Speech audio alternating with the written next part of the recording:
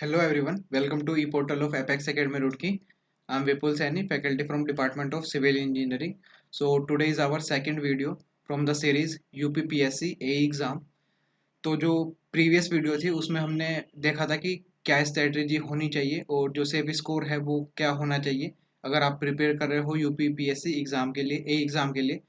तो उसमें हमने देखा था कि जो हम स्टार्ट करेंगे अपनी सीरीज को तो कैसे स्टार्ट करेंगे। ठीक है, देखो हम जो जीएस का पोर्शन है वो भी साथ में लेके चलेंगे और उसके साथ साथ जो टेक्निकल पोर्शन है सिविल का वो भी साथ में लेके चलेंगे। ठीक है, लेकिन उनको स्टार्ट करने से पहले हम जो ये देखते हैं कि जो प्रीवियस ईयर के जो पेपर है ना वो पेपर में जो लेवल ऑफ क्वेश्चंस है वो क्या है वो आपको पता होना चाहिए। ठीक है, क्योंकि सबसे सही स्ट्रेटेजी, देखो मुझे तो सबसे सही स्ट्रेटेजी यही लगती है कि किसी भी एग्जाम को प्रिपरेशन स्टार्ट करने से पहले आप ये देख लो कि उस एग्जाम में क्वेश्चन का लेवल क्या है। ठीक है, एक बार बिना पढ़े आप उसका पेपर उठाओ और क्वेश्चन को सोल्व करना स्टार्ट करो तो आपको ये पता चलेगा कि बिफोर बिफोर प्रिपरेशन कि आपका लेवल क्या है और आपको किस लेवल तक प्रिपरेशन करनी है ताकि आप अच्छा स्कोर कर पाओ। ठीक है, तो देखो हम स्टार्ट करेंगे जो प्रीवियस ईयर का पेपर है जीएस का, उसको स्टडी करेंगे, उसको एनालाइज करेंगे कि कैसा है, उसके लेवल ऑफ क्वेश्चन क्या है और कितना हमको आता है और क्या क्या पढ़ना है। ठीक है, क्योंकि देखो जो क्वेश्चन का जो एरिया है, जो रीजन है जीएस का, वो आएगा तो वहीं से ही, मतलब जो पेपर आते हैं ना उसी के आसपास से आएगा। लेकिन ये देखना है कि अभी तक जो लेवल था क्वेश्चंस का वो क्या था, क्योंकि अब जो भी लेवल आएगा वो देखो कम तो होगा नहीं, वो ज़्यादा ही लेवल का रहेगा प्रीवियस ईयर से। तो ये देखते हैं कि जो प्रीवियस ईयर पेपर है यूपीपीएससी एई का वो किस लेवल का है और कितने क्वेश्चंस हम कर पाते हैं। ठीक है, तो स्टार्ट करते हैं इस वीडियो को विद आवर फर्स्ट क्वेश्चन। ठीक है, तो देखो पहले रेफरेंस दे देता हूँ कि ये जो पेपर है ओरिजिनल पेपर है जो कि यहाँ से उठाया www.allexamreview.com। ठीक है, so this is the reference of the paper. आप चाहो आप भी डाउनलोड कर सकते हो, या डाउनलोड नहीं करना तो मैं ना इस पेपर को डिस्क्रिप्शन में डाल दूंगा। तो अगर आपको चाहिए पर्सनली, आपको व्हाट्सएप पर चाहिए या मेल पर चाहिए तो आप कमेंट कर देना, तो आपको डायरेक्ट व्हाट्सएप या मेल पर ये जो क्वेश्चन पेपर है ये भेज देंगे। ठीक है, तो चलो स्टार्ट करते हैं फर्स्ट क्वेश्चन से। तो देखो फर्स्ट क्वेश्चन जो है, फर्स्ट क्वेश्चन हमारा जो है वो है विच of the following birds produce milk. कौन सी बर्ड इनमें से मिल्क प्रोड्यूस करती है। ठीक है, ऑप्शन ए क्रो, क्रो तो सबको पता ही है, स्पैरो, पीजन, डव। ठीक है, तो देखो इसका जो आंसर है पीजन। जो पीजन है वो मिल्क प्रोड्यूस करती है। अगर आप ऑप्शन एलिमिनेशन पे भी जाओ तो देखो क्रो तो आपको पता ही है, सबने देखा ही है कि क्रो मिल्क प्रोड्यूस नहीं करता और स्पैरो भी मिल्क प्रोड्यूस नहीं करती। लेकिन जिसका भी ये पेपर है उसने इसके स्पैरो लगा रखा है, सो आंसर गलत है उसका, क्योंकि जो सही आंसर है वो पीजन है। ठीक है, तो देख लेते हैं।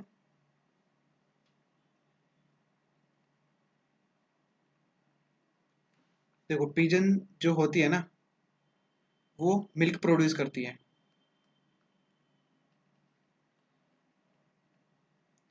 ठीक है, और पीजन के साथ साथ कुछ हमारे और भी ऐसे मैमल्स हैं जो कि मिल्क प्रोड्यूस करते हैं। ठीक है, देखो ह्यूमन में जो मैमल्स, देखो मैमल्स है, पीजन क्या है, मैमल है। तो और कौन कौन से मैमल है जो कि मिल्क प्रोड्यूस करते हैं, और हमारा हो गया पेंगुइन हो गया। ठीक है, और फ्लेमिंगो, फ्लेमिंगो बर्ड हो गई, मैम ये भी मैमल्स है, पिजन हो गया। ठीक है, तो ये सब क्या करते हैं, ये सब मिल्क प्रोड्यूस करते हैं। ठीक है, देखो वैसे तो क्या है कि जो मैमल्स होते हैं ना, मैमल्स मिल्क प्रोड्यूस करते हैं, लेकिन जो बर्ड्स हैं, मैमल्स तो करते ही हैं लेकिन जो बर्ड्स है, बर्ड्स में कौन कौन सी बर्ड प्रोड्यूस करती है मिल्क को, पिजन हो गया। ठीक है, और फ्लेमिंगो हो गया, और जो हमारा पेंगुइन है वो हो गई। ठीक है, और एक खास बात ये कि जो हमारा पिजन है, पिजन में जो मेल पिजन है और जो फीमेल पिजन है ये दोनों ही मिल्क को प्रोड्यूस करते हैं, मेल पिजन भी और जो फीमेल पिजन है वो भी। ठीक है, देखो जो हमारे मैमल्स होते हैं, पता ही है कि जो मैमल्स है वो मिल्क प्रोड्यूस करते हैं, और जो मैमल हमारे मिल्क प्रोड्यूस करते हैं उनके अंदर एक हार्मोन होता है, उस हार्मोन को हम बोलते हैं प्रोलैक्टिन। ठीक है, तो जो ये हार्मोन है ना प्रोलैक्टिन, इस हार्मोन की वजह से मिल्क प्रोड्यूस होता है मैमल्स के अंदर, ठीक है। तो सेम हार्मोन जिस बर्ड में प्रेजेंट होगा, जिस बर्ड में ये सेम हार्मोन होगा ना प्रोलैक्टिन, तो वो बर्ड मिल्क प्रोड्यूस करेगी। तो ये जो हमारा है प्रोलैक्टिन हार्मोन, ये पीजन के अंदर होता है, जिसकी वजह से वो मिल्क प्रोड्यूस करते हैं। तो ये दोनों के अंदर होता है, मेल पीजन की वजह अंदर भी और फीमेल पीजन के अंदर भी। तो दोनों मेल फीमेल पीजन जो होती है वो मिल्क को प्रोड्यूस करती है, ठीक है। तो देखो पहला आंसर है कि which of the following bird produce milk. तो समझ गए ना, पीजन, प्रोलैक्टिन हार्मोन की वजह से पीजन जो है मिल्क को प्रोड्यूस करती है। दूसरा जो क्वेश्चन है, देखो पहला जो क्वेश्चन है किसका क्वेश्चन है, बायो का क्वेश्चन है, बी लिख देता हूँ। जो सेकंड क्वेश्चन है साइंस का क्वेश्चन है, सिंपल क्वेश्चन है, इससे सिंपल क्वेश्चन ना आप एक्सपेक्ट नहीं कर सकते किसी भी ए एग्जाम में। क्वेश्चन है the least distance of clear vision for the human is. सबको पता है, देखो जिसने आंसर लगा रखा है ना इसको पता है कि 25 सेंटीमीटर होता है। जो लीस्ट डिस्टेंस होता है क्लियर विजन का वो 25 सेंटीमीटर होता है, ठीक है। तो समझ लेते हैं।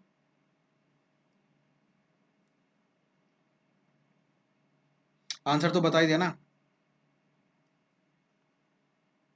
आंसर क्या होता है, आंसर क्या है, आंसर है 25 सेंटीमीटर, ठीक है।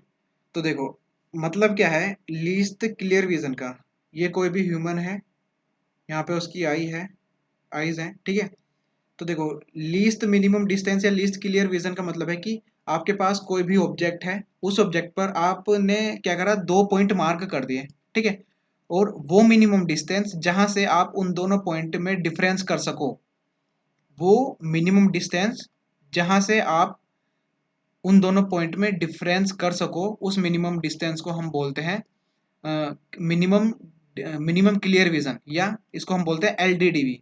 एलडीडीवी का मतलब होता है, देखो लीस्ट डिस्टेंस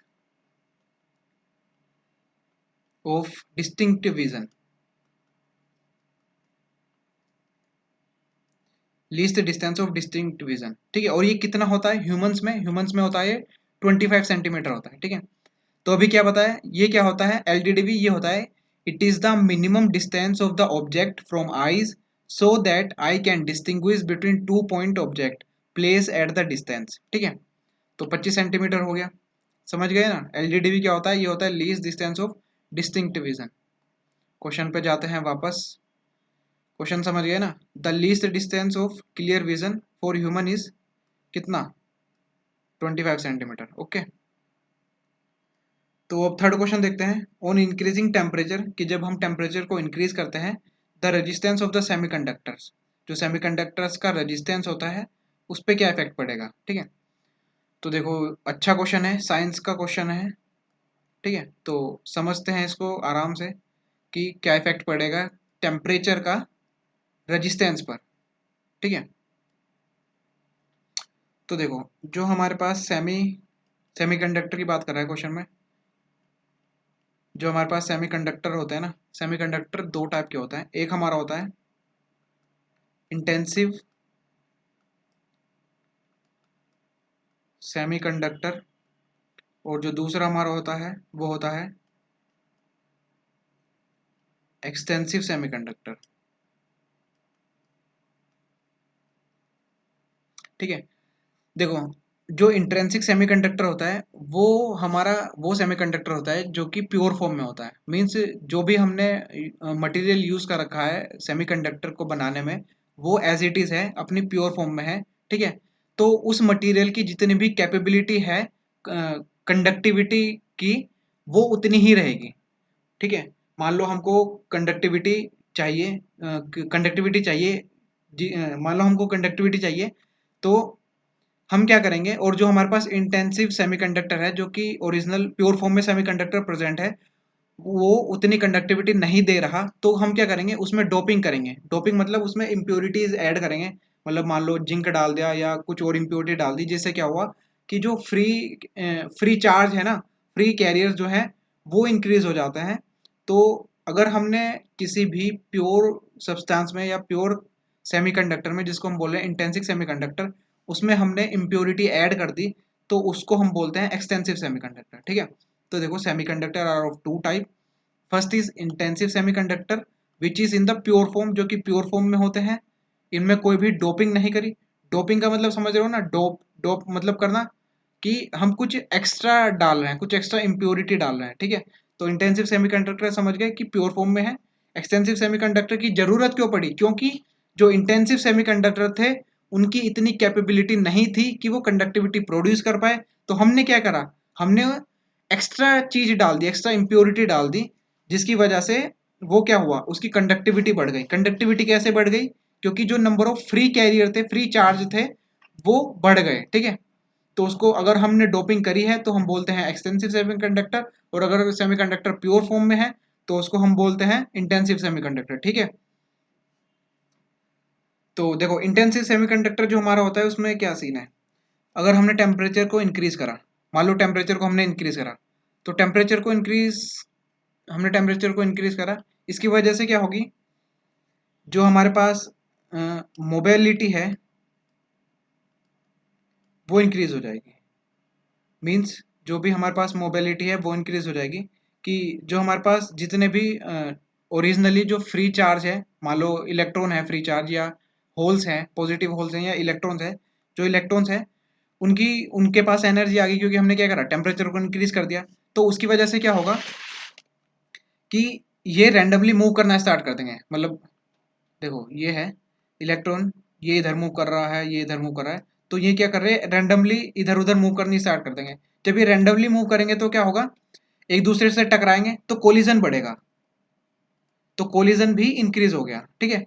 कोलिजन इंक्रीज होगा तो कंडक्टिविटी क्या होती है, कंडक्टिविटी होती है कि the flow of charge carrier, या तो इलेक्ट्रॉन हो सकते हैं या होल्स हो सकते हैं, the flow of charge carrier from one point two another point, कि एक पॉइंट से दूसरे पॉइंट तक जो भी हमारे पास चार्ज कैरियर मूव कर रहे हैं उनकी वजह से कंडक्टिविटी होती है, ठीक है। लेकिन यहाँ पे क्या सीन है, तो यहाँ पे सीन है कि जो इलेक्ट्रॉन है, वो चार्ज कैरियर मान लेते हैं कि यहाँ पे इलेक्ट्रॉन है, तो जो इलेक्ट्रॉन है वो मूव कर रहे हैं रेंडमली, तो रेंडमली मूव कर रहे हैं तो कोलिजन इंक्रीज हो गया। कोलिजन इंक्रीज हो गया तो मतलब एक दूसरे से टकराएंगे और इनकी जो एनर्जी है वो ऐसे ही लॉस हो जाएगी। मतलब ये एक पॉइंट से दूसरे पॉइंट तक जा ही नहीं पाए जहां तक जाना था, बीच में ही क्या हुआ, कोलिजन की वजह से एनर्जी इनकी डिस्ट्रॉय हो गई। तो जो कंडक्टिविटी हुई टेम्परेचर को बढ़ाने की वजह से वो डिक्रीज हो गई। कंडक्टिविटी डिक्रीज हो गई, इसका मतलब क्या हुआ कि जो रेजिस्टेंस है वो ज़्यादा है। तो देखो इंटेंसिव सेमीकंडक्टर में टेम्परेचर बढ़ाने की वजह से जो रेजिस्टेंस है वो बढ़ता है। क्वेश्चन में यही पूछा था, क्या पूछा था क्वेश्चन में पूछा था on increasing the temperature the resistance of the semiconductor, ठीक है। लेकिन क्वेश्चन में ये मेंशन नहीं किया कि जो हमारे पास सेमीकंडक्टर है वो इंटेंसिव है या एक्सटेंसिव है, ठीक है, क्योंकि दोनों केस में जो फिनोमिना है वो अलग अलग है। तो इंटेंसिव केस में तो देख लिया कि टेम्परेचर के बढ़ने से टेम्परेचर के बढ़ने से क्या होता है, टेम्परेचर के बढ़ने से जो आपका रेजिस्टेंस है वो बढ़ जाता है। लेकिन अब देखते हैं कि जो हमारे पास है एक्सटेंसिव सेमीकंडक्टर, इसमें क्या सीन है, ठीक है। तो एक्सटेंसिव सेमीकंडक्टर का सीन देखते हैं। देखो एक्सटेंसिव सेमीकंडक्टर का जो सिंपल डायग्राम है सबको पता ही है कि हमारे पास दो बैंड होते हैं, एक हमारे पास होता है वीबी वैलेंस बैंड, दूसरा हमारे पास होता है सीबी कंडक्शन बैंड। बीच का जो गैप होता है उसको बोलते हैं फॉरबिडन एनर्जी गैप, ठीक है। तो देखो हाँ, कंडक्टिविटी में वही इलेक्ट्रॉन पार्ट कर लेते हैं जो कि इलेक्ट्रॉन या होल्स वही पार्ट लेते हैं जो कि कंडक्शन कंडक्शन बैंड में है, ठीक है। क्योंकि हम मानते हैं कि जो कंडक्शन बैंड में है इलेक्ट्रॉन वो फ्री इलेक्ट्रॉन है, means they are free to move in any direction, वो फ्री है मूव करने के लिए, तो वो पार्टिसिपेट करते हैं कंडक्टिविटी में, ठीक है। लेकिन जो वैलेंस बैंड है, वैलेंस बैंड में जो इलेक्ट्रॉन है वो जुड़े हुए हैं अपने बॉन्ड से, मतलब इनका बॉन्ड जो है वो अभी टूटा नहीं है, तो ये पार्टिसिपेट नहीं करते किसमें, कंडक्टिविटी में पार्टिसिपेट नहीं कर सकते हैं, ठीक है। तो अगर जो कंडक्टिविटी में इस इलेक्ट्रॉन को पार्टिसिपेट करना है ना, तो ये क्या करेगा, इसको यहाँ से यहाँ पर जंप लेनी होगी। और जंप कैसे लेगा, अगर इसके पास इतनी एनर्जी आ गई कि वो एनर्जी दिस मच एनर्जी से ज़्यादा है, तो ये इलेक्ट्रॉन यहाँ पे चला जाएगा कंडक्शन बैंड में, और कंडक्शन बैंड में आ गया, इसका मतलब इसका जो बॉन्ड है वो टूट गया, अब ये फ्री है, मूव कर लेगा कहीं भी, तो ये कंडक्टिविटी में पार्टिसिपेट करेगा, ठीक है। तो देखो, तो हमने क्या किया, हमने इसका बॉन्ड तोड़ना है, हमें इसे एनर्जी देनी है, तो हम क्या कर रहे हैं, इसका टेम्परेचर इंक्रीज करते हैं। तो इस इलेक्ट्रॉन का टेम्परेचर इंक्रीज कर दिया तो क्या हुआ कि जो वैलेंस बैंड है, वैलेंस बैंड में जो इलेक्ट्रॉन है इसने एनर्जी ली, वो एनर्जी ज़्यादा होनी चाहिए फॉरबिडन एनर्जी गैप से, इससे ज़्यादा हुई और वो इलेक्ट्रॉन हमारा, ये जो इलेक्ट्रॉन है ये हमारा जंप ले गया कंडक्शन बैंड में, ठीक है। कंडक्शन बैंड में अब ये जो इलेक्ट्रॉन आ गया, ये इलेक्ट्रॉन कंडक्शन बैंड में आ गया, तो कंडक्शन बैंड में आ गया तो ये क्या कहलाएगा, ये कहलाएगा फ्री इलेक्ट्रॉन, ठीक है। ये अब कहलाएगा फ्री इलेक्ट्रॉन। तो देखो टेम्परेचर को इंक्रीज करने की वजह से जो कंडक्टिविटी हुई वो क्या हुई, वो इंक्रीज हो गई। किस केस में, एक्सटेंसिव सेमीकंडक्टर वाले केस में। तो रेजिस्टेंस क्या हुआ, वो डिक्रीज हो गया, ठीक है। तो सिंपल सा फंडा है कि जो हमारे पास इंट्रिंसिक सेमीकंडक्टर है उसमें टेम्परेचर को इंक्रीज करने की वजह से जो रेजिस्टेंस है वो इंक्रीज हो रहा है, और जो एक्सटेंसिव सेमीकंडक्टर है इसमें टेम्परेचर को इंक्रीज करने की वजह से जो रेजिस्टेंस है वो हमारा डिक्रीज हो रहा है, ठीक है। अब देखो इंट्रिंसिक सेमीकंडक्टर में सिनेरियो अलग है, सॉरी, और जो एक्सटेंसिव सेमीकंडक्टर है उसमें सिनेरियो अलग है। अब क्वेश्चन में देखते हैं। क्वेश्चन में ये तो देखो मेंशन किया ही नहीं कि ये जो सेमीकंडक्टर की बात कर रहा है वो इंटेंसिव है या एक्सटेंसिव है, ठीक है। इसने सिर्फ पूछा है कि टेम्परेचर का इफेक्ट बताओ on increasing the temperature the resistance of semiconductor, कि टेम्परेचर को बढ़ाने की वजह से जो रेजिस्टेंस है सेमीकंडक्टर का उस पर क्या इफेक्ट आएगा, ठीक है। तो देखो रिमेन सेम तो होगा ही नहीं, काट दो। फर्स्ट राइज देन फॉल, ये नहीं होगा, काट दो।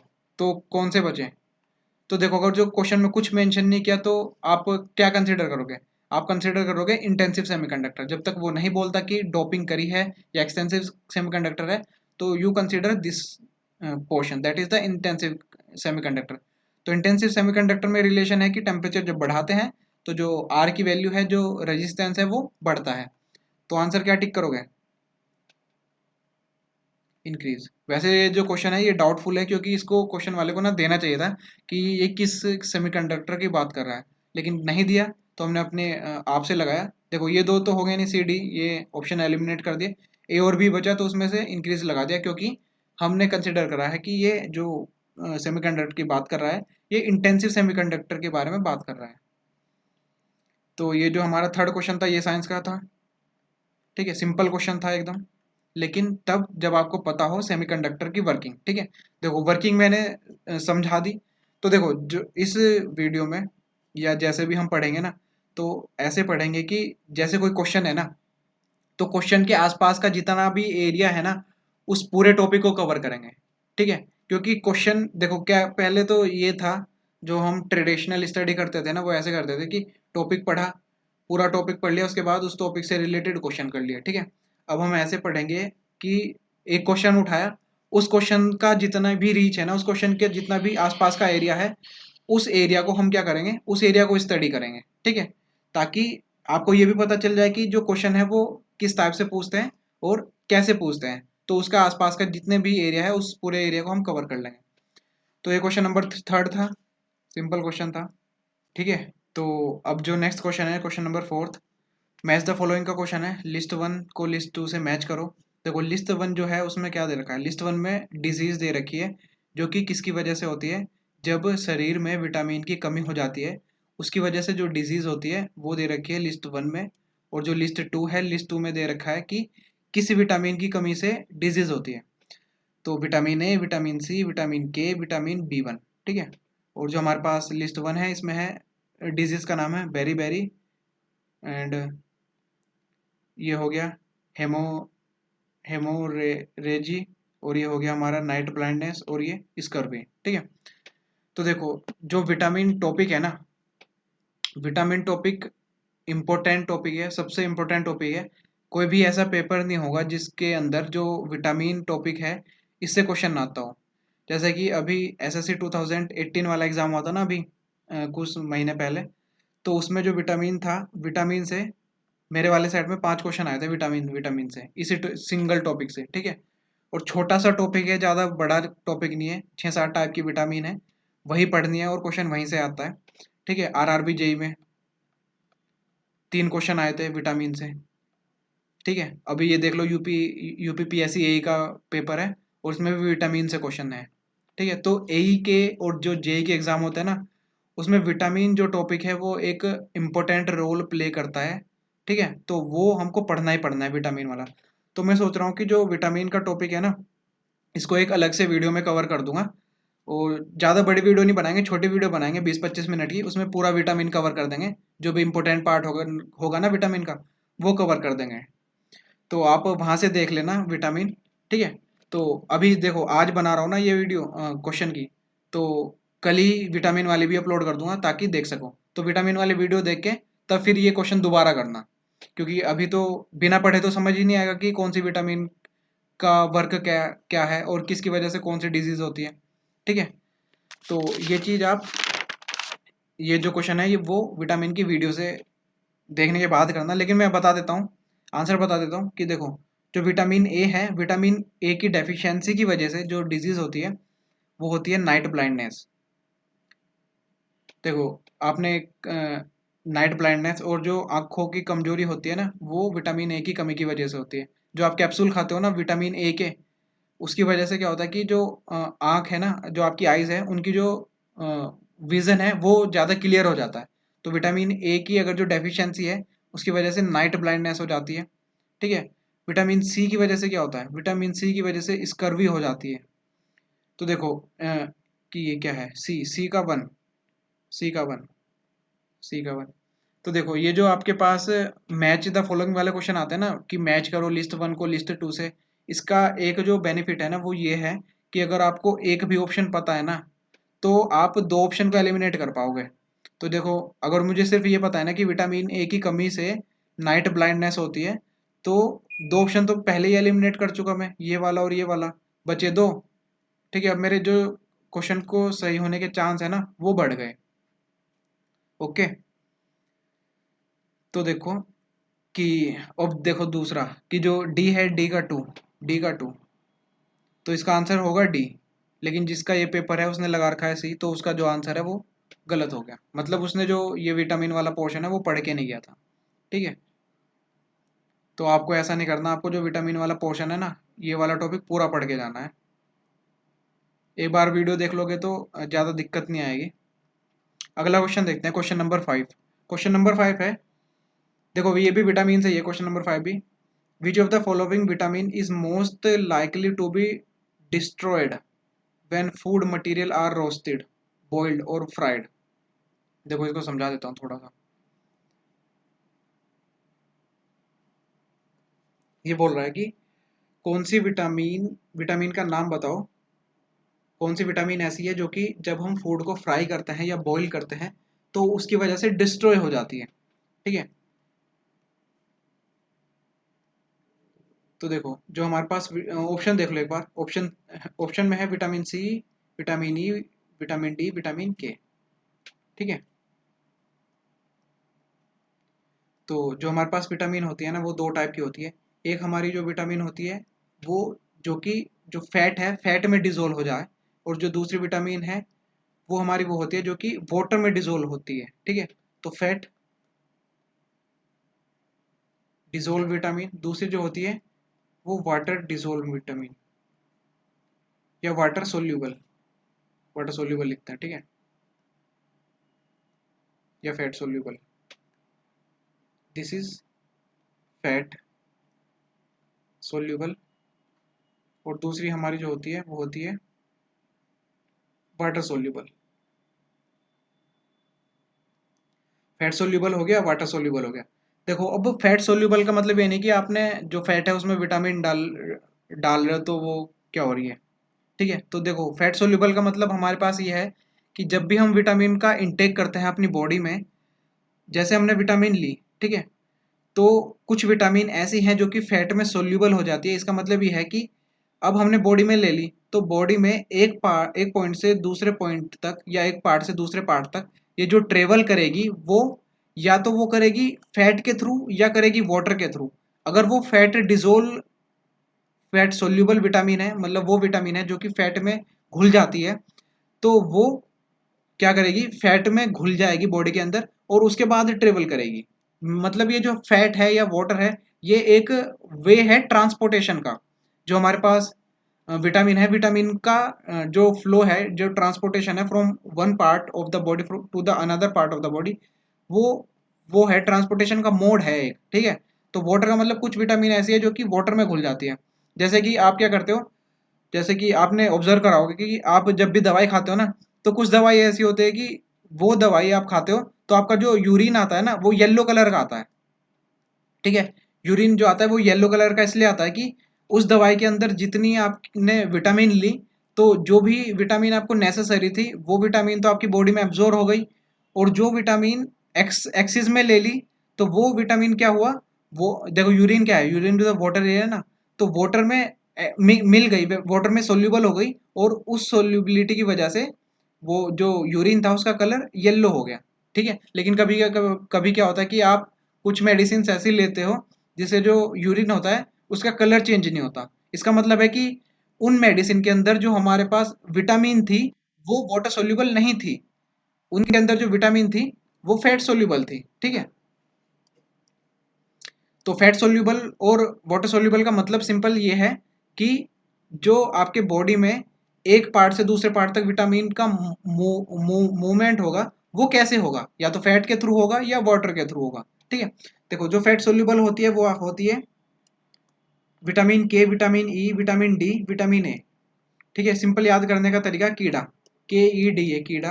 विटामिन के फैट में डिजोल्व हो जाती है, विटामिन ई भी, विटामिन डी भी, विटामिन ए भी। उसके अलावा जितनी भी हमारे पास विटामिन है वो सारी की सारी वाटर में डिजोल्व होती है। ठीक है, जैसे विटामिन सी हो गई, वो सारी की सारी हमारी, और जो भी विटामिन बी हो गई, विटामिन बी 1, बी 2, बी 12, जितने भी विटामिन है इन चार के अलावा वो सारी हमारी वाटर सोल्यूबल है। ठीक है, तो सोल्यूबल का मतलब समझ आ गया। अब क्वेश्चन पे आते हैं, क्वेश्चन देख लो एक बार। क्वेश्चन हमारा है कि which of the following vitamin is most likely to be destroyed, कौन सी विटामिन जल्दी डिस्ट्रॉय हो जाती है जब when food material are roasted, जब फूड मटेरियल जो भी हमारे पास खाने का मटेरियल है उसको हम रोस्ट करते हैं या बॉईल करते हैं, फ्राइड करते हैं, तो कौन सी विटामिन डिस्ट्रॉय हो जाती है।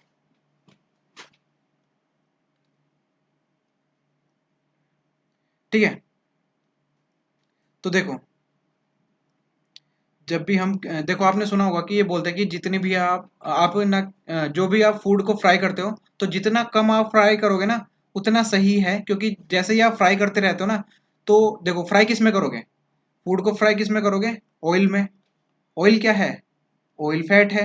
ठीक है, और उस फूड के अंदर अगर जो हमारे पास ये वाली विटामिन प्रेजेंट है, vitamin E, vitamin D, vitamin A, तो ये क्या करती है, ये फैट में सोल्यूबल हो जाती है। तो उस फूड के अंदर अगर हमारे पास कोई भी विटामिन है तो वो क्या करेगी, इस फैट में सोल्यूबल हो जाएगी, मतलब फूड से निकल के इस ये जो आपके पास ऑयल है जिसमें आप फ्राई कर रहे हो इसमें घुल जाएगी। ठीक है, तो जितनी बार भी आप अपने फूड को फ्राई करोगे या रोस्ट करोगे तो उस फूड के अंदर से जो विटामिन कंटेंट है वो आपका कम होता जाएगा। इसलिए बोलते हैं कि जितना कम हो सके उतना कम फ्राई करना चाहिए। ठीक है, क्योंकि फ्राई करने में क्या होता है कि जो विटामिन है, विटामिन का जो कंटेंट, विटामिन कंटेंट है वो कम हो जाता है, क्योंकि वो फैट सोल्यूबल होती है। ठीक है, जो ये वाली विटामिन है ई डी ए के। ठीक है, तो देखो जो हमारे पास होती है विटामिन डी, विटामिन डी को हम बोलते हैं स्टेबल विटामिन। ये सबसे ज़्यादा स्टेबल होती है। स्टेबल का मतलब है कि अगर आपके बॉडी में है या फूड में है तो सबसे लंबे समय तक ये उस फूड में प्रेजेंट रहेगी। इसको बोलते हैं हम स्टेबल विटामिन। कौन सी है, विटामिन डी। अब एक है विटामिन सी। ठीक है, विटामिन सी क्या है, विटामिन सी देखो यहाँ बताया ना, विटामिन सी जो है वो वाटर सोल्यूबल है, और विटामिन डी क्या थी, विटामिन डी हमारी थी फैट सोल्यूबल। विटामिन सी को हम बोलते हैं अनस्टेबल विटामिन।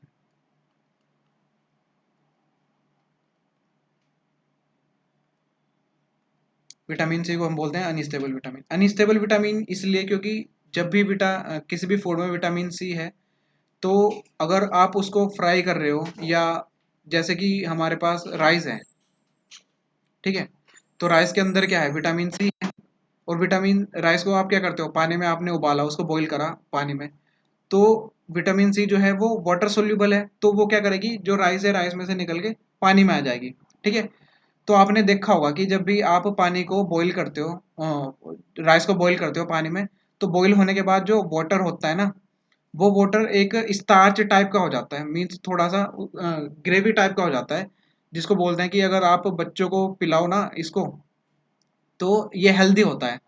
जिसको हिंदी में मांड बोलते हैं, ठीक है। तो हेल्दी होने का मतलब यही है कि जो विटामिन सी थी चावल के अंदर, वो क्या थी, विटामिन सी हमारी वाटर सोल्यूबल थी। वाटर सोल्यूबल का मतलब वो राइस से निकल के वाटर में आ गई। तो अब वो जो आपके पास पानी है ना, तो उस पानी के अंदर कौन सी विटामिन आ गई, उसके अंदर आपकी विटामिन सी आ गई। तो अगर आप इसको कंज्यूम करोगे तो ये ज़्यादा हेल्पफुल रहेगा, ठीक है, क्योंकि इसके अंदर जो विटामिन का कंटेंट, विटामिन सी का कंटेंट है, ये बहुत ज़्यादा है। तो विटामिन सी क्योंकि एक अनस्टेबल विटामिन है। अनस्टेबल विटामिन का मतलब कि जहां पर भी है, जैसे राइस में थी तो ज़्यादा देर तक नहीं रही, जैसे बॉईल करा तो पानी में आ गई, तो अनस्टेबल विटामिन है, ठीक है। अनस्टेबल विटामिन का देखो मतलब है कि ये बड़ी सेंसिटिव है। सेंसिटिव किससे, सेंसिटिव टू लाइट, हीट। आप जरा सा भी हीट करोगे ये निकल जाएगी वहां से हीट। और जब भी आप ड्यूरिंग फूड प्रिपरेशन, जब भी आप फूड को प्रिपरेशन करते हो, जैसे कि फ्राई कर रहे हो, रोस्ट कर रहे हो या बॉईल कर रहे हो, तो ये क्या होती है, डिस्ट्रॉय हो जाती है विटामिन सी। तो क्वेश्चन में क्या पूछा था, क्वेश्चन में यही पूछा था कि कौन सी विटामिन है जो कि फ्राई करने पे या बॉईल करने पे या रोस्ट करने पे डिस्ट्रॉय हो जाती है। तो answer is simple, vitamin C. देखो विटामिन सी हाईलाइट कर देते हैं। देखो जिस महान भाव ने ये पेपर दिया है ये वाला, उसने लगा रखा है विटामिन ई, ऊपर वाले में भी गलत लगा रखा था, ठीक है। तो इसका मतलब ये विटामिन वाला पोर्शन पढ़ के नहीं गया था। लेकिन आपको ऐसे नहीं करना है, आपको विटामिन वाला पोर्शन तो पढ़ना ही पढ़ना है। और इम्पोर्टेंट जो भी टॉपिक आते रहेंगे ना, मैं बताता रहूँगा कि कौन कौन से टॉपिक आपको पढ़ने हैं, इंपॉर्टेंट होंगे जो। उसके बाद अगला क्वेश्चन देख लेते हैं, सिक्स क्वेश्चन देखते हैं। The element, the element mainly use in the galvanising process. देखो गैल्वेनाइजिंग जो प्रोसेस है उसमें कौन सा एलिमेंट को हम यूज करते हैं। ऑप्शन चार है। एक ऑप्शन है एल्युमिनियम, एक है जिंक, एक है लेड, और अगला है मैग्नीज, ठीक है। तो देखो सबसे पहले देखते हैं कि जो गैल्वेनाइजिंग प्रोसेस है ये क्या प्रोसेस है। अगर आपको ये पता चल गया ना कि गैल्वेनाइजेशन प्रोसेस क्या होता है, तो आप कभी भूलोगे नहीं कि उसमें हम क्या यूज करते हैं। बताने को तो मैं डायरेक्ट भी बता देता था। देखो डायरेक्ट कैसे बताता कि the element mainly use in the galvanisation process is, answer is what, answer zinc. देखो सबसे आसान है, इस भाई ने भी सही लगा रखा है जिंक। तो लेकिन आप क्या करोगे, देखोगे उसके बाद एक हफ्ता याद रहेगा, दो हफ्ता याद रहेगा, लेकिन उसके बाद भूल जाओगे, ठीक है। क्योंकि यही नहीं पता आपको कि जो गैल्वेनाइजेशन प्रोसेस है वो क्या है। तो जरूरी ये है कि जो एरिया है वो हम पूरा कवर करेंगे। तो देखो गैल्वेनाइजेशन प्रोसेस समझ लेते हैं।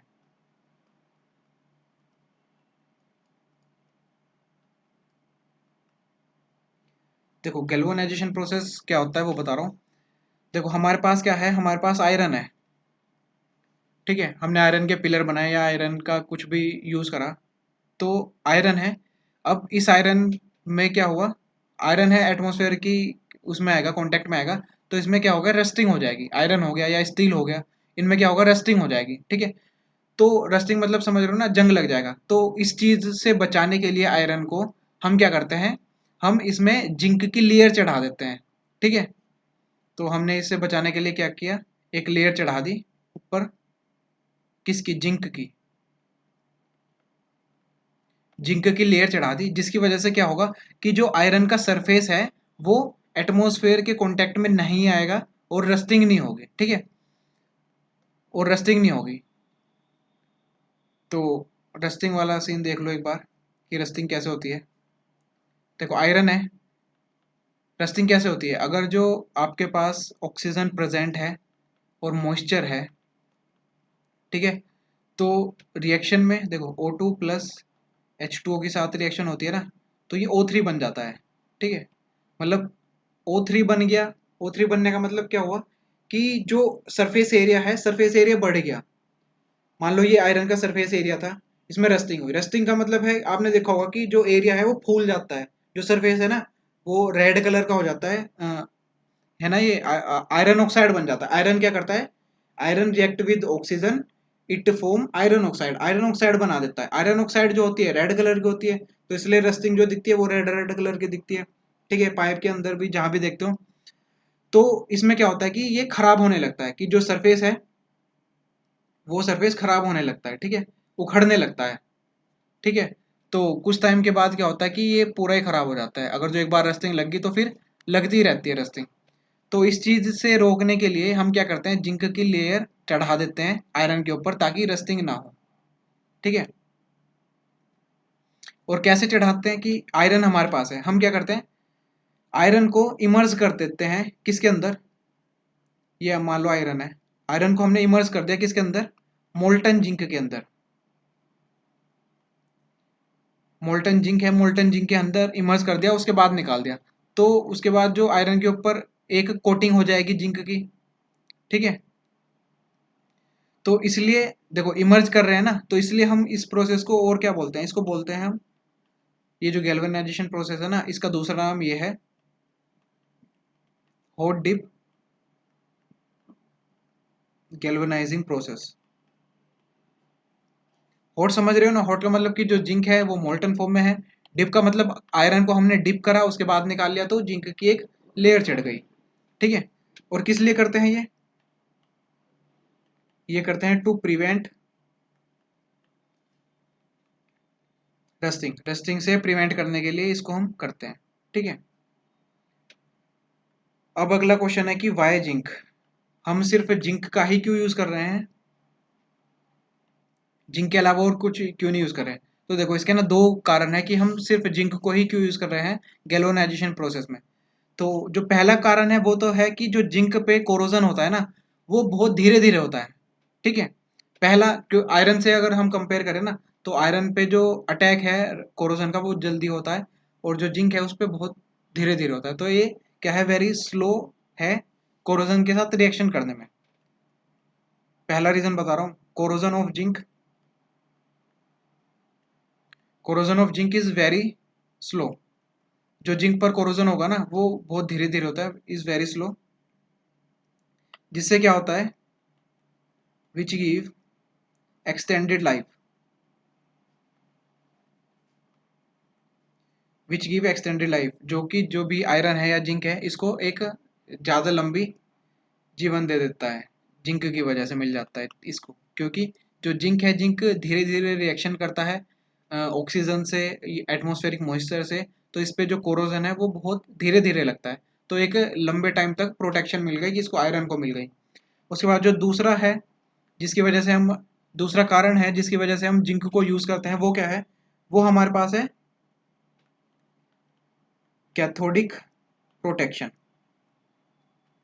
कि जो जिंक है, जिंक में कैथोडिक प्रोटेक्शन, ये जो फिनोमिना है ये कर होता है। ये कैसे होता है, ये देखो ऐसे होता है कि ये हमारे पास आयरन है, ठीक है, इसके ऊपर हमने जिंक की एक लेयर चढ़ा दी हॉट डिप गैल्वेनाइजेशन प्रोसेस से। तो देखो मान लो कि फ्यूचर में अगर ये जो एरिया है, मतलब आयरन है, अभी तो हमने देखो जिंक की एक लेयर चढ़ा दी, तो जो आयरन का सरफेस एरिया है ना वो एटमॉस्फेयर से के कांटेक्ट में नहीं है। लेकिन मान लो कुछ टाइम बाद क्या हुआ कि एक जगह से जो जिंक है, जिंक हट गया। जिंक हटते ही क्या हो गया कि जो आयरन है, आयरन का सरफेस एरिया जो है, सरफेस जो है वो कांटेक्ट में आ गया एटमॉस्फेयर के। ठीक है। तो यहाँ पे तो भाई रस्टिंग होनी स्टार्ट हो जाएगी। लेकिन ऐसा नहीं होता, क्यों, क्योंकि जो आसपास का जिंक प्रेजेंट है ना, वो जिंक क्या करेगा, ऑक्सीजन के साथ रिएक्शन करेगा और इस एरिया को नहीं रिएक्शन करने देगा। ठीक है। मतलब इस एरिया से अगर जो किसी एरिया से जो जिंक है, जिंक की लेयर हट भी जाती है थोड़ी सी, तो आसपास का जो जिंक है वो उसको प्रोटेक्शन देता रहता है। इसको हम बोलते हैं कैथोडिक प्रोटेक्शन। ठीक है। तो दो कारण है, पहला कारण तो ये है कि जो हमारे पास जिंक है वो क्या करता है, उसकी जो रिएक्शन करने की जो क्षमता है वो बहुत स्लो है। ठीक है। और दूसरा कारण क्या है, दूसरा कारण हमारा ये है कि ये कैथोडिक प्रोटेक्शन प्रोवाइड करता है। तो अब समझ गए कि हम जिंक को ही क्यों यूज करते हैं, समझ गए ना। और ये भी समझ गए कि जो प्रोसेस है गैल्वेनाइजेशन प्रोसेस वो क्या है। देखो सिक्स्थ क्वेश्चन समझ गए ना, सिंपल क्वेश्चन था, इस भाई ने भी सही कर रखा है ये क्वेश्चन।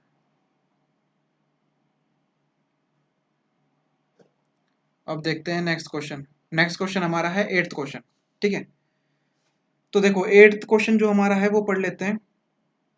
मिलाने प्रोटेक्ट्स आवर बॉडी फ्रॉम, देखो मिलाने क्या होता है, मिलाने एक पिगमेंट होता है, ठीक है, जिसको हमारी बॉडी रिलीज करती है। और क्यों रिलीज करती है, ताकि बॉडी को प्रोटेक्शन मिल सके, किससे, अल्ट्रावायलेट रेज से।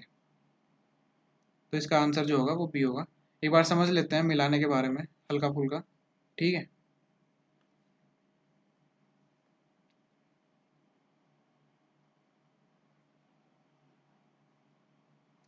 क्वेश्चन नंबर कौन सा था? क्वेश्चन नंबर 7 था, ठीक है। क्वेश्चन नंबर 7 था कि जो मिलाने हमारा होता है ये क्या होता है? ये होता है एक पिगमेंट। मिलाने एक पिगमेंट होता है जिसको कौन रिलीज करती है? हमारी बॉडी रिलीज करती है, ठीक है। और ये पिगमेंट जो होता है मिलाने जिसको बॉडी रिलीज करती है, यही हमारा कलर बताता है। देखो, किसी किसी ह्यूमन की बॉडी में जो है जो मिलाने है वो ज़्यादा रिलीज करता है। अगर किसी की बॉडी ज़्यादा मिलाने रिलीज करी है ना, ज़्यादा मिलाने पिगमेंट रिलीज करी है, तो उसकी बॉडी का जो कलर होगा वो ब्लैक कलर का होगा, क्योंकि जो मिलाने का कलर है वो थोड़ा ब्लैकिश कलर का होता है, ठीक है।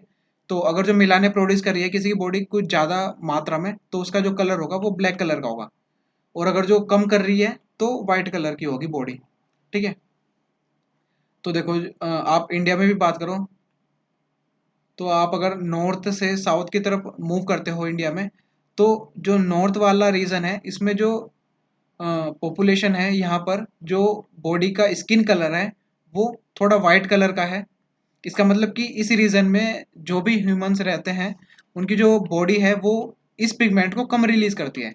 कौन सा पिगमेंट? मिलाने पिगमेंट, जो कि क्या डिसाइड करता है? जो कि कलर डिसाइड करता है। लेकिन जब आप नॉर्थ से साउथ की तरफ मूव करोगे, तो साउथ वाले रीजन में थोड़ा सा जो स्किन का कलर है उसमें चेंज आ जाता है, थोड़ा डार्क कलर होता है as compare to northern reason.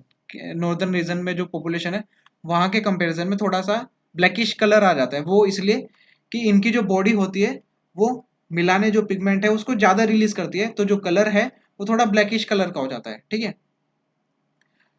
तो ये था इसके बारे में। तो ये किससे प्रोटेक्ट करता है? जो अल्ट्रावायलेट अल्ट्रावायलेट रेडिएशन होती है ना, उससे हमारी बॉडी को प्रिवेंट करता है, ठीक है। कैसे करता है? देखो, अगर अल्ट्रावायलेट रेडिएशन हमारी डायरेक्ट बॉडी पे अटैक करती है तो क्या होता है? जो हमारा डीएनए सेल होती है, जो डीएनए होती है ना, वो हमारा डैमेज हो जाता है, ठीक है। डीएनए डैमेज होता है। डीएनए किसके अंदर होता है? जो सेल्स में होता है। जो डीएनए सेल्स होते हैं ना, सबसे पहले तो जो अल्ट्रावायलेट रेडिएशन है वो डीएनए सेल्स पर अटैक करती है, जिसकी वजह से जो डीएनए हमारा है वो डैमेज हो जाता है। तो इसलिए क्या होता है कि हमारी बॉडी क्या करती है, जो स्किन सेल्स हैं वो प्रोड्यूस करती है क्या? पिगमेंट। पिगमेंट प्रोड्यूस करती है, और उस पिगमेंट का नाम क्या है? उस पिगमेंट का नाम है मिलाने, ठीक है। ये क्या करता है?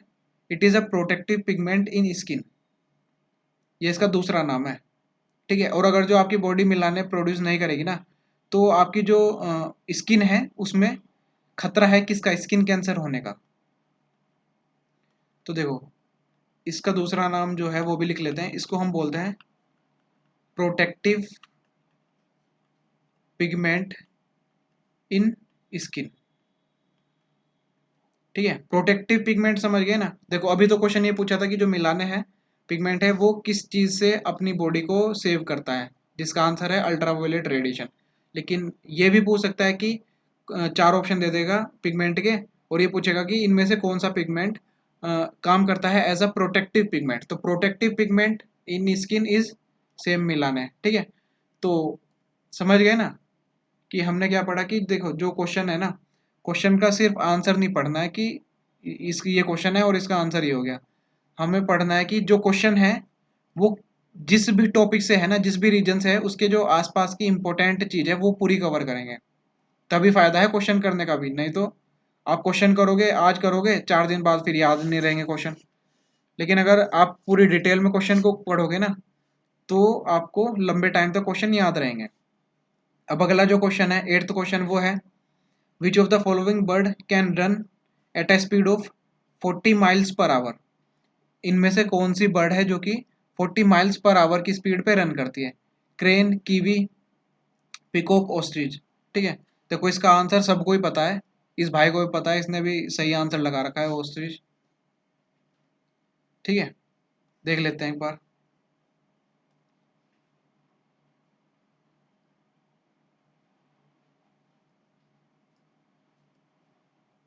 क्वेश्चन नंबर एट था ना, क्वेश्चन नंबर 8 है, आंसर है इसका ओस्ट्रिच। ठीक है, ओस्ट्रिच को हम क्या बोलते हैं, बर्ड है, इसको हम बोलते हैं सुपर रनर, या इसको हम बोलते हैं fastest animal. It is the fastest animal, सबसे फास्ट एनिमल है ये। ठीक है, और इसकी जो एवरेज स्पीड की अगर हम बात करें ना इसकी, तो 45 mph की स्पीड है इसकी एवरेज। 45 mph का मतलब अप्रोक्सीमेटली 72 किलोमीटर पर आवर की स्पीड। ठीक है, देख लो, अब ये जो है ये एनिमल्स में सबसे ज़्यादा स्पीड है, इसलिए हम बोलते हैं इसको it is the fast animal. कौन, ऑस्ट्रिच। ठीक है, तो क्वेश्चन क्या था, क्वेश्चन हमारा था कि which of the following bird can run at a speed of 40 miles per hour. तो आंसर सिंपल, ऑस्ट्रिच। ठीक है, सिंपल क्वेश्चन था एकदम, और साइंस का क्वेश्चन था। अब अगला है the author of the book. देखो ये बुक का नाम है, और पूछ रखा है कि ये बुक का ऑथर कौन है। बुक का नाम क्या है, बुक का नाम है the turbulent years. The turbulent years 1980 to 1996। तो इसका ऑथर कौन है, चार ऑप्शन है, प्रणब मुखर्जी, मनमोहन सिंह जी, लाल कृष्ण आडवाणी जी, या सोनिया गांधी जी। ठीक है, तो देखो इसका पहले आंसर बता देता हूँ। इसका जो आंसर है वो है प्रणब मुखर्जी, और ये जो भाई है जिसका ये पेपर है इसने लगा रखा मनमोहन सिंह। तो इसका जो आंसर है ये गलत हो गया, क्योंकि इसने ये जो टॉपिक है बुक का, बुक्स एंड ऑथर, ये नहीं पढ़ा।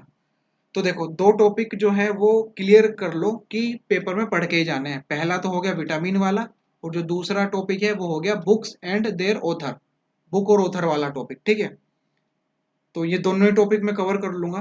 देखो विटामिन वाला तो कल ही कर दूंगा, उसके बाद ये वाला कर दूंगा, ऑथर्स एंड बुक वाला। ठीक है, तो इसका आंसर है प्रणब मुखर्जी। देख लेते हैं इसके बारे में, इस बुक के बारे में थोड़ा सा। ठीक है,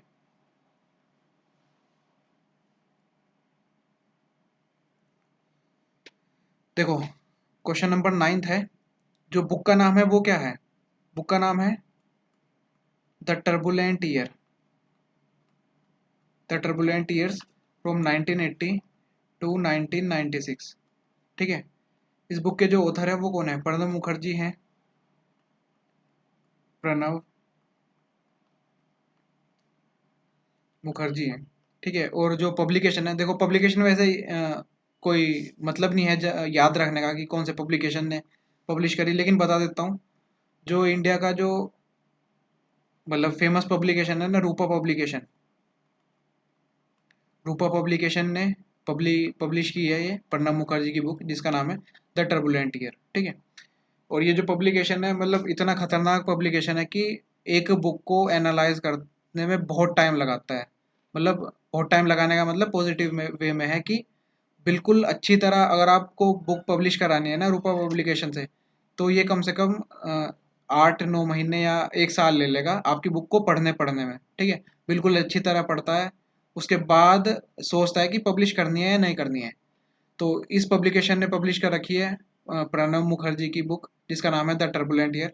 ठीक है, तो देखो इनके बारे में तो सब जानते ही हैं। जो प्रणब मुखर्जी थे वो हमारे 13th प्रेसिडेंट थे, 13th प्रेसिडेंट ऑफ इंडिया। ठीक है, और ये कब से कब तक रहे, 2012 से 2017 तक रहे। कौन सी पार्टी से थे, आईएनसी थे, आईएनसी से थे, इंडियन नेशनल कांग्रेस से थे, सीनियर लीडर। ठीक है, अवार्ड की बात कर लेते हैं कि इनको अवार्ड्स कौन कौन से मिले हैं। अवार्ड्स इनको मिले हैं, जो बड़े अवार्ड हैं उनके बारे में बात करते हैं। भारत रत्न मिला है, पद्म विभूषण से भी नवाजे गए हैं। ठीक है, तो आपको क्या याद रखना है, आपको याद रखना है कि जो प्रणब मुखर्जी हैं वो 13th प्रेसिडेंट थे इंडिया के, जिनका कार्यकाल जो था वो 2012 से 2017 तक था, और कांग्रेस पार्टी से बिलोंग करते थे। अवार्ड्स जो मिले हैं, भारतीय रत्न भी मिला है और पद्म विभूषण भी मिला है। ठीक है, अब बात कर लेते हैं कि देखो बुक क्वेश्चन में था कि ये बुक किससे रिलेटेड है, तो इन्होंने कुछ बुक पब्लिश करी है, तो उन बुक के बारे में देख लेते हैं कि टोटल नंबर ऑफ बुक कितनी पब्लिश करी है, कौन कौन सी बुक इनकी पब्लिश्ड है। ठीक है, तो जो इनकी पहली बुक थी वो थी the collision year, the collision years पहली बुक थी। उसके बाद थी द ड्रामेटिक डिकेड। ठीक है, देखो द ड्रामेटिक डिकेड भी इनकी फेमस बुक हुई। उसके बाद thoughts and reflection.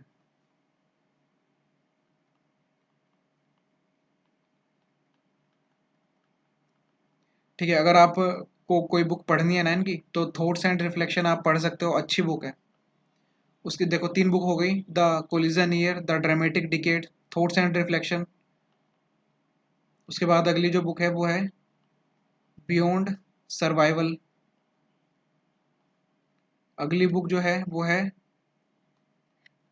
Challenges before the nation. Challenges before the nation. और जो लास्ट बुक इनकी थी वो थी सेलेक्टेड स्पीच। देखो इस बुक के बारे में ना लगभग हर कोई जानता ही है, सेलेक्टेड स्पीच। इस बुक में क्या है कि इनकी जितनी भी फेमस स्पीच थी पार्लियामेंट में वो सब कोटेड है। ठीक है, तो selected speech of Pranab Mukherjee.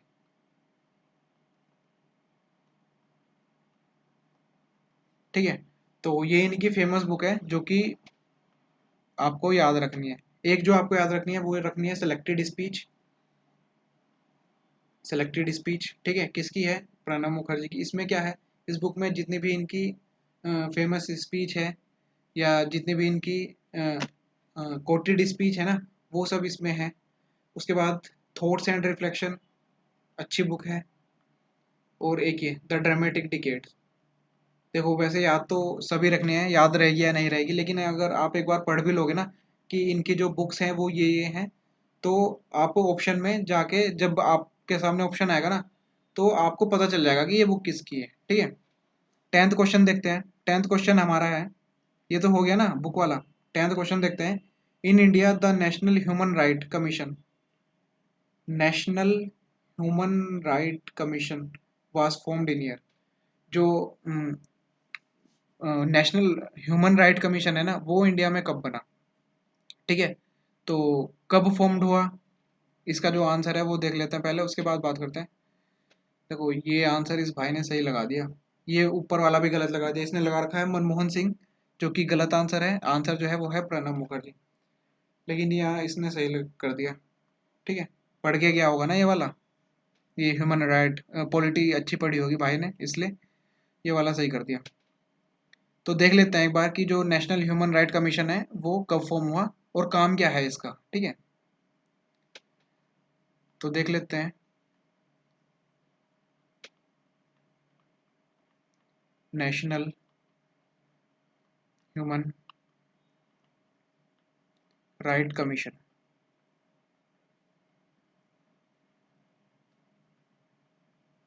ठीक है, तो इसके बारे में देख लेते हैं। ये कब फॉर्म हुआ? ये फॉर्म हुआ 12 अक्टूबर। ये फॉर्म हुआ 12 अक्टूबर 1993 को। ठीक है, 12 अक्टूबर 1993 को ये फॉर्म हुआ। और ये जो है ना नेशनल ह्यूमन राइट कमीशन, ये क्या करता है? ये देखो जो भी हमारे फंडामेंटल राइट्स हैं, जो भी ह्यूमंस के फंडामेंटल राइट हैं, तो उनको वॉच डॉग करता है। मतलब देखता है कि वो वोलेट तो नहीं हो रहा, मतलब कोई उनको तोड़ तो नहीं रहा, जो आपके फंडामेंटल राइट्स हैं। तो ये क्या, जो फंडामेंटल जो ह्यूमन राइट्स है वो क्या है, किससे रिलेटेड है? Right related to life, liberty, equity, equality, या एजुकेशनल राइट हो गया, या जो इंडिविजुअल की डिग्निटी है उससे रिलेटेड राइट हो गया, डिग्निटी ऑफ इंडिविजुअल। ठीक है, तो इन सब को ये वॉच डॉग करता है कि ये कोई आपके जो बेसिक राइट है, जो फंडामेंटल राइट है, कोई उनको नुकसान तो नहीं पहुंचा रहा, कोई ठेस तो नहीं पहुंचा रहा उनको। ठीक है, तो ये काम कौन करता है? ये करता है नेशनल ह्यूमन राइट कमीशन। इसका जो लोगो है ना, इसके लोगों में ना दो हाथ बने हुए हैं इस टाइप से। ठीक है, एक बार देख लेना, तो एक बार लोगो देख लोगे ना तो कभी भूलोगे नहीं, हमेशा याद रहेगा। ठीक है, बीच में कुछ इस टाइप का सिंबल बना हुआ है, ठीक है, नेशनल ह्यूमन राइट कमीशन का। तो ये इसका लोगो है। इसके जो अभी चेयरपर्सन है, चेयरमैन है इसके अभी प्रेजेंट में, वो कौन है? वो है justice H L Dattu, justice H L Dattu है। और जो सेक्रेटरी जनरल है,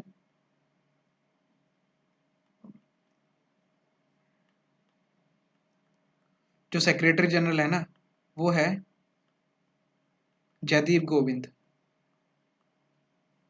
ठीक है। तो देखो करंट अफेयर का क्वेश्चन है कि चेयरमैन कौन है इसके नेशनल ह्यूमन राइट कमीशन के? वो है जस्टिस एच एल दत्तू। और जो सेक्रेटरी जनरल है वो है जयदीप गोविंद, ठीक है। तो दोनों ही याद रख लेना, या एक बार आप देखो पढ़ोगे भी ना तो याद रखने की जरूरत नहीं है। जब ऑप्शन में देखोगे अगर जो इस टाइप का क्वेश्चन आएगा तो खुद ही टिक लगा दोगे। तो काम क्या करता है ये जो ह्यूमन राइट कमीशन है? ये करता है, it is a watchdog of human right. जो मानवीय अधिकार हैं उनको देखता है अपनी कंट्री में, ठीक है। और ये जो हमारे फंडामेंटल राइट्स है ना, देखो ये तो पॉलिटिक का पार्ट है कि ये कहाँ से लिए गए। तो ये जो हमारे लिए गए, ये पेरिस प्रिंसिपल से लिए गए। ये क्वेश्चन ये कवर हो गया कि ये जो फंडामेंटल राइट्स हैं हमारे, वो कहाँ से लिए गए? वो पेरिस प्रिंसिपल से लिए गए, ठीक है। यहाँ से फाउंडेशन उठाई, तो ये आपको याद रखना है। तो अब बताओ कि हमारे पास जो फंडामेंटल प्रिंसिपल है ना, कितने हमारे फंडामेंटल राइट हैं? तो देखो बता देता हूँ, हमारे पास 6 फंडामेंटल राइट्स हैं। 6 फंडामेंटल राइट इन इंडिया, सबको पता ही होगा। और अगर नहीं पता तो पता होना चाहिए, ठीक है। वो अपने जो बेसिक राइट है, जो बेसिक फंडामेंटल राइट है, उसके बारे में तो सबको पता ही होना चाहिए। जो पहला है वो है राइट टू इक्वेलिटी,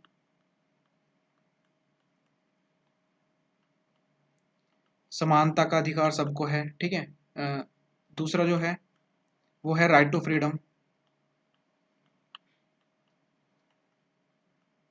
ठीक है, आप सबको आज़ादी का अधिकार है।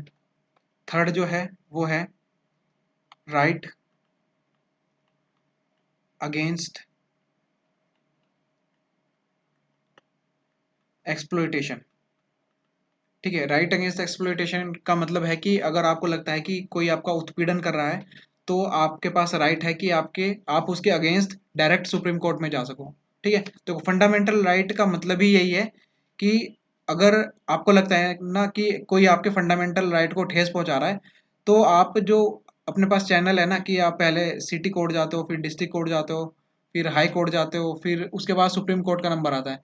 तो फंडामेंटल राइट का मतलब ये है कि आपको लगता है कि अगर कोई आपके फंडामेंटल राइट को कोई वो कर रहा है, कोई ठेस पहुंचा रहा है, तो आप डायरेक्ट सुप्रीम कोर्ट जा सकते हो, ठीक है।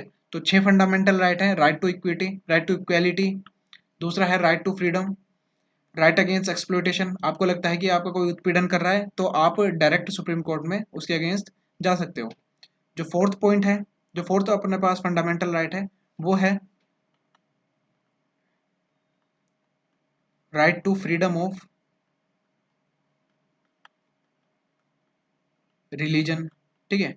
देखो right to freedom of religion, right to freedom of religion का मतलब कि आप जिस भी रिलीजन से बिलोंग करते हो, आपको फ्रीडम है कि आप उस रिलीजन की प्रैक्टिस कर सकते हो और आप इंडिया में किसी भी रिलीजन को फॉलो कर सकते हो, ठीक है। और आपको जो रिलीजन अच्छा लगे आप उस रिलीजन की प्रैक्टिस करो, वो रिलीजन फॉलो करो।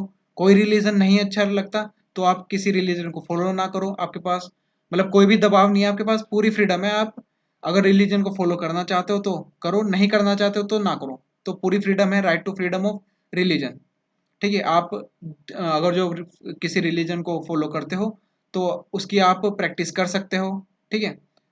Culture, right to freedom of religion, culture, ठीक है। किसी भी कल्चर से आप बिलोंग करते हो तो आप उसकी प्रैक्टिस कर सकते हो, या आप दूसरे कल्चर में जाना चाहते हो दूसरे कल्चर में जा सकते हो।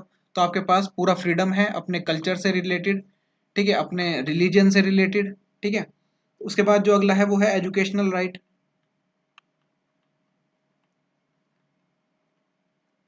देखो एजुकेशनल राइट जो है वो भी हमारा फंडामेंटल राइट है। मतलब कि फंडामेंटल राइट का मतलब ये है कि देखो 5 से 14 साल के जो भी बच्चे होते हैं ना, उनको ये राइट है, फंडामेंटल राइट है, एजुकेशनल राइट है। मतलब आप बिना किसी कॉस्ट के, ये गवर्नमेंट की ड्यूटी है कि बिना किसी कॉस्ट के 5 से 14 साल के बच्चे को एजुकेशन प्रोवाइड कराएं, क्योंकि ये अपना जो है फंडामेंटल राइट है, राइट टू एजुकेशन। ठीक है, इसको फंडामेंटल राइट में डाल रखा है। तो ज़रूरी भी है कि सब कोई एजुकेटेड हो। जो प्राइमरी एजुकेशन है एटलीस्ट वो एजुकेशन तो हर कोई ले। उसके बाद जो अगला है सिक्स्थ, वो है सिक्स्थ हमारा है राइट टू कॉन्स्टिट्यूशनल रेमेडीज। ठीक है, तो ये हमारे पास टोटल 6 फंडामेंटल राइट हैं। तो क्वेश्चन हमारा क्या था? देखो क्वेश्चन हमारा था कि in India the national human right commission was formed in the year. तो बता दिया कि कब फॉर्म्ड हुआ था, 1993 में फॉर्म्ड हुआ था। ठीक है, देखो उसके बाद अगला क्वेश्चन है।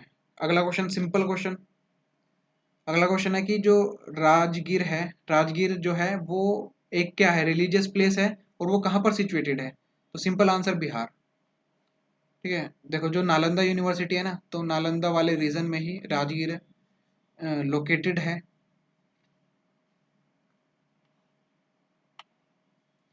क्वेश्चन नंबर कौन सा है? क्वेश्चन नंबर 11 है, राजगीर। ठीक है, राजगीर एक रिलीजियस प्लेस जो है ना, वो जितने भी रिलीजन है लगभग सबके हिसाब से रिलीजियस प्लेस है। अगर जो हिंदुइज्म की बात करें तो वहाँ पे हिंदूज के टेम्पल्स है। अगर जो हम मुस्लिम्स की बात करें तो मुस्लिम के टॉम्ब्स भी हैं वहाँ पे।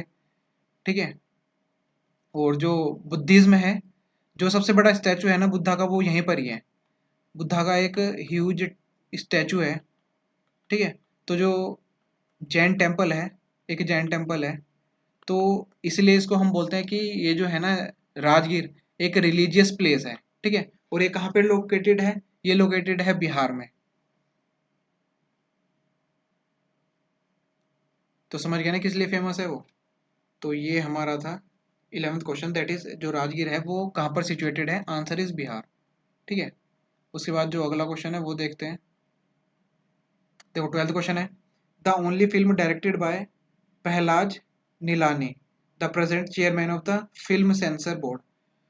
जो कि फिल्म सेंसर बोर्ड के चेयरमैन हैं प्रहलाद जी, इनकी जो डायरेक्शन में मूवी है वो कौन सी है? तो देखो पहली मूवी है अवतार। अवतार का, अवतार ऐसी मूवी है कि इस मूवी के तो डायरेक्टर हर किसी को पता ही है। कौन है अवतार के डायरेक्टर?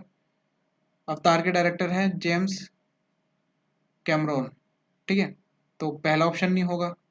संसार, संसार बॉलीवुड मूवी है। ठीक है, लेकिन जो प्रहलाद जी हैं ये इसके डायरेक्टर नहीं है। हम आपके हैं कौन, हम आपके हैं कौन के डायरेक्टर कौन है? देखो ये भी फेमस मूवी है। तो सूरज जी इसके डायरेक्टर हैं, सूरज बरजेटिया जी डायरेक्टर हैं हम आपके हैं कौन के। और जो आशीर्वाद हैं, आशीर्वाद के डायरेक्टर जो है मुखर्जी हैं। इसके डायरेक्टर हैं ऋषिकेश मुखर्जी, ऋषिकेश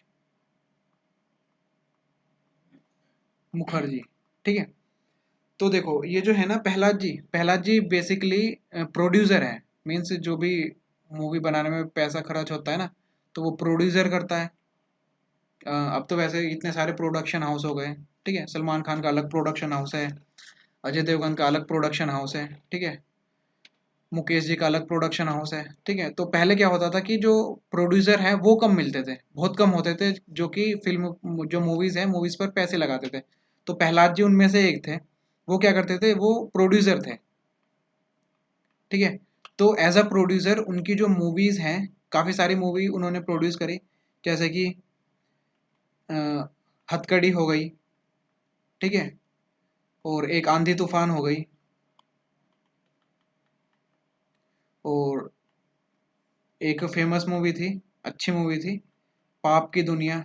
ये भी इनकी प्रोडक्शन हाउस वाली है, इन्होंने ही प्रोड्यूस करी है। ठीक है, एक मूवी थी फर्स्ट लव लेटर। तो देखो ये जितने भी मूवी बता रहा हूँ ना, ये सब इन्हीं की प्रोड्यूस करी हुई है, प्रहलाद जी की प्रोड्यूस करी हुई है। फर्स्ट लव लेटर हो गई, शोला और शबनम, ये तो सबको पता ही है मूवी के बारे में, शोला और शबनम, ठीक है। और एक इनकी मूवी आई थी आमिर खान जी के साथ, तलाश, ये भी इन्हीं की प्रोडक्शन की मूवी है, ठीक है। तो लेकिन एज अ डायरेक्टर जो इनकी मूवी थी, एक अभी हाल फिलहाल में इनकी एक मूवी आई थी एज अ डायरेक्टर, वो मूवी थी गोविंदा जी के साथ मूवी आई थी इनकी एक, रंगीला राजा, ऐसा ही कुछ नाम था मूवी का, रंगीला राजा या राजा रंगीला, ठीक है, ऐसा ही कुछ नाम था, जिसमें जो गोविंदा जी थे, आई थिंक उनकी अभी लास्ट मूवी थी, उसके बाद तो कोई मूवी नहीं आई। उसमें काफ़ी सारे रोल थे, मतलब इनके 7-8 रोल थे, ठीक है, अलग अलग करेक्टर में सब रोल गोविंदा जी ने किए थे। तो मूवी तो इतनी फेमस नहीं हुई, फ्लॉप सी मूवी थी, लेकिन इनकी डायरेक्शन की मूवी थी वो, ठीक है, प्रहलाद जी की डायरेक्शन की मूवी थी। लेकिन जो ऑप्शन है ना, ऑप्शन में कोई भी ऑप्शन ऐसा नहीं है जिसमें प्रहलाद जी की डायरेक्शन वाली मूवी हो, क्योंकि ये प्रोड्यूसर थे, और प्रोड्यूसर वाले भी जितनी मूवी थी वो ऑप्शन में नहीं है, ठीक है। तो मेरे ख्याल से तो भाई देखो, ये जो क्वेश्चन है डाउटफुल क्वेश्चन है, ठीक है। और ये जो भाई साहब है, इन भाई साहब ने आंसर लगा रखा है हम आपके हैं कौन, जो कि गलत आंसर है, क्योंकि ये सूरज जी ने डायरेक्ट करी थी, एक ही डायरेक्टर थे सूरज जी, उन्होंने डायरेक्ट करी थी हम आपके हैं कौन। तो डाउटफुल क्वेश्चन है, मे भी ऑप्शन में नहीं दिया, तो मेरे हिसाब से तो डाउटफुल क्वेश्चन है, ठीक है। तो अगला क्वेश्चन पे मूव करते हैं। अगला क्वेश्चन है कि which country among the following face which country among the following faced the worst ever financial crisis in July 2015? कि इन देखो चार ऑप्शन दे रखे हैं, यूएसए, रशिया, जापान, चाइना, इन चारों में से कौन सी ऐसी कंट्री थी जिसने जुलाई 2015 में एक फाइनेंशियल क्राइसिस को फेस करा था, ठीक है। अगर आप ऑप्शन एलिमिनेशन भी देखो ना, तो देखो चाइना, चाइना तो होगा ही नहीं, इन भाई साहब ने चाइना लगा कहा, जो कि गलत है, चाइना तो होगा ही नहीं। यूएसए नहीं होगा, रशिया हो सकता है या जापान हो सकता है, ठीक है। देख लेते हैं कौन है जिसने फाइनेंशियल क्राइसिस फेस करा था जून 2015 में। क्वेश्चन नंबर कौन सा है ये? क्वेश्चन नंबर है 13। देखो आंसर बता रहा हूँ, आंसर है रशिया। रशिया ने जून 2015 में फेस किया था फाइनेंशियल क्राइसिस, और ये इसकी सबसे बड़ी गलती थी क्या, कि 2014 में क्या करा रशिया ने, कि जो यूक्रेन वाला इलाका है ना, जो यूक्रेन वाला एरिया है ना, यूक्रेन वाले एरिया को कब्जा लिया था, ठीक है। इसको कब्जा तो लिया, और मैनेज कर नहीं पाई, उसके बाद यूक्रेन भी छोड़ना पड़ा, और इसके साथ काफ़ी सारे कॉन्फ्लिक्ट हो गए थे, तो यूक्रेन पर हमला कर दिया था रशिया ने 2014 में। तो उसके बाद क्या हुआ कि इस पे रशिया पे काफ़ी सारे सेंसर लगा दिए जितनी भी कंट्रीज थी, कि जो ऑयल होगा वो नहीं लेंगे। तो क्या हुआ कि जो ऑयल प्राइजेस थे ना, वो भी बहुत ज़्यादा फॉल कर गए थे, ऑयल प्राइजेस फॉल हो गए थे, ठीक है। और इसकी जो जीडीपी थी ना इस टाइम पर, जून 2015 के आसपास, इसकी जीडीपी भाई << 1% थी। मतलब जीडीपी समझ रहे हो ना, जो ग्रोस डोमेस्टिक प्रोडक्शन होता है ना, ठीक है, जो ग्रोथ बताती है जो कंट्री की, ग्रोस डोमेस्टिक प्रोडक्ट, वो 0.7 थी, 0.7% थी इसकी। इसीलिए बोलते हैं कि जो सबसे बड़ा फाइनेंशियल क्राइसिस फेस किया था 2015 में, वो क्या था, रशिया ने। और वो क्यों, किस लिए किया था, वो खुद की गलती की वजह से, क्योंकि इसने क्या किया था, यूक्रेन के साथ काफ़ी कॉन्फ्लिक्ट हो गए थे, और इस पे अटैक कर दिया था। तो उसकी वजह से क्या हुआ था, जो भी दूसरी कंट्रीज थी, उन्होंने काफ़ी सारे सेंसर्स लगा दिए थे, ठीक है। तो अब भाई आपको कमेंट में ये बताना है कि जो रशिया है, रशिया की जो करेंसी है वो क्या है। जैसे इंडिया की करेंसी रुपीज़ है, ठीक है, यूएस की डॉलर है, तो ऐसे ही रशिया की करेंसी को किस चीज़ में मेजर करते हैं, रशिया की करेंसी क्या है, ये आपको ऑप्शन में बताना है, कमेंट में बताना है, सॉरी, ठीक है। अब देखते हैं नेक्स्ट क्वेश्चन। नेक्स्ट क्वेश्चन जो हमारा है वो है, देखो सिंपल क्वेश्चन है, biological control of mosquito in pond is done by using.